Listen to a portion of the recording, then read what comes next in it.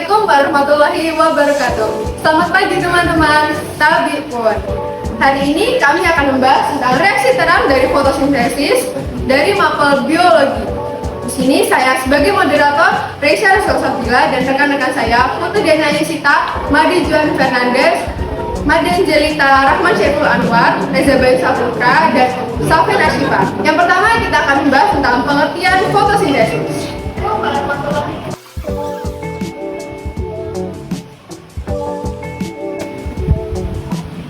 Fotosintesis adalah proses pengubahan senyawa air H2O dan karbon dioksida CO2 dibantu oleh cahaya matahari yang diserap oleh klorofil sehingga menghasilkan senyawa glukosa yaitu C6H12O6.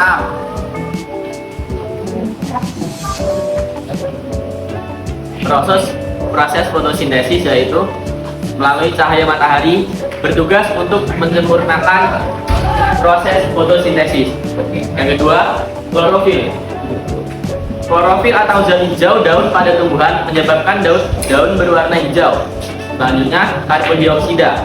Gas karbon dioksida berasal dari gas yang dihembuskan manusia dan hewan saat bernapas. Karbon dioksida juga berasal dari pembakaran kendaraan bermotor, aktivitas pabrik, dan sebagainya. Selanjutnya ada air. Air yang diperoleh tumbuhan berasal dari tanah. Air akan diserap oleh akar, kemudian ke batang dan dialirkan ke seluruh tubuh tumbuhan, termasuk daun.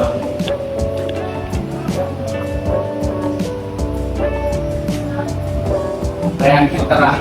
Tahapan fotosintesis yang di dalamnya terjadi konversi atau pengubahan energi cahaya menjadi energi kimia. Reaksi terang bergantung pada cahaya sehingga disebut light dependent reaction. Tempat terjadinya reaksi terang adalah membran tilakoid dan melibatkan dua jalur, yakni jalur siklik dan jalur non siklik. Selanjutnya ada fotosistem. Fotosistem merupakan suatu sistem yang terdiri atas pigmen atau zat warna dan unit protein tersusun atas gambar sebagai berikut.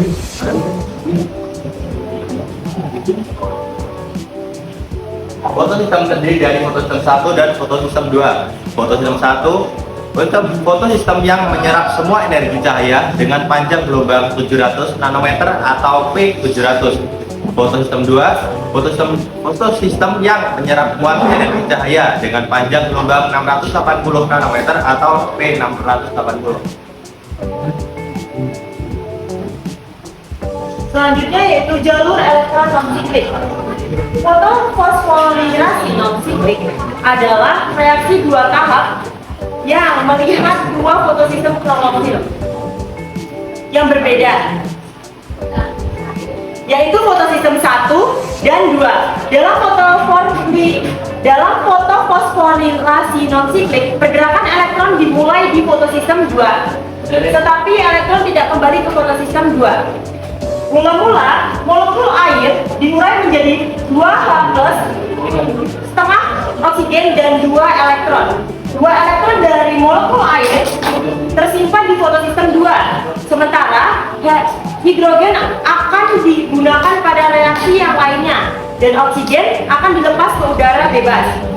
Karena tersinari oleh cahaya matahari, 2 elektron yang ada pada P620 menjadi tereksitasi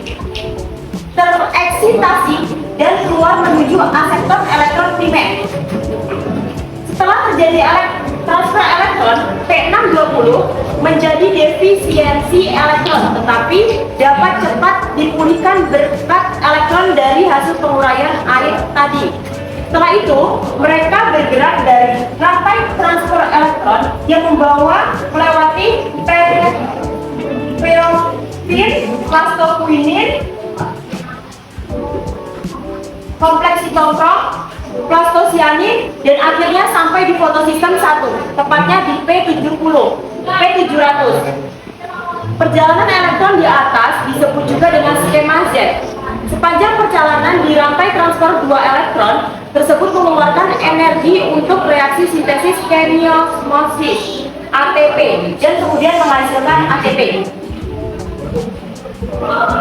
Sesampainya di fotosistem 1, dua elektron tersebut mendapat pasokan tenaga yang cukup besar dari cahaya matahari.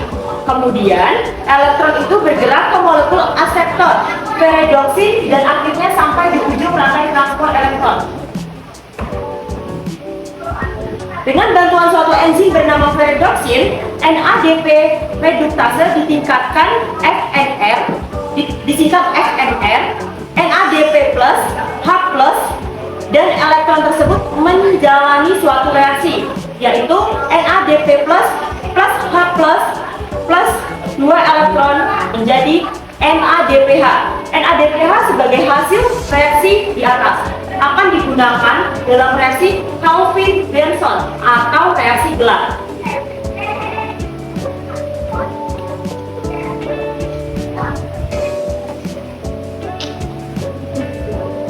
Jalur elektron non-siklik itu melibatkan dua jenis fotosistem, yaitu fotosistem 1 dan fotosistem 2.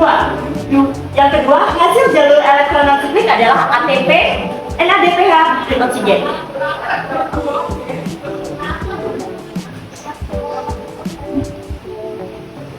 Dan kemudian ada alur jalur elektron siklik.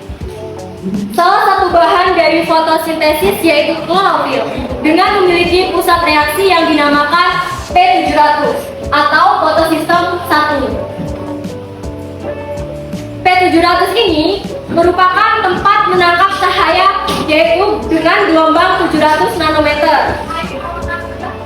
Kemudian, fotosistem 1 atau klorofil mengandung zat klorofil itu sendiri dan melepas elektron poliselula dan diterima oleh aseton primer. Kemudian, dari aseton primer berpindah ke tempat yang lebih tinggi yaitu Fg atau peredoksin. Lalu elektron berpindah lagi ke tempat yang lebih tinggi yaitu sitokrom kompleks.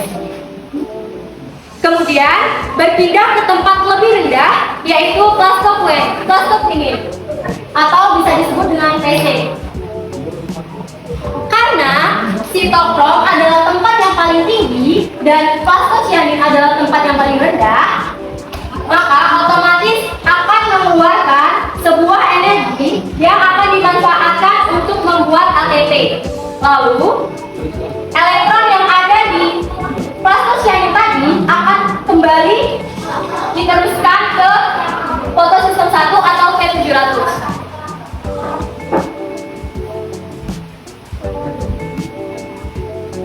Jalur elektron siklik. Yang pertama, membentuk siklus sehingga dinamai jalur siklik. Kedua, hasil jalur elektron siklik adalah ATP. Kemudian yang ketiga, hanya melibatkan fotosistem pertama.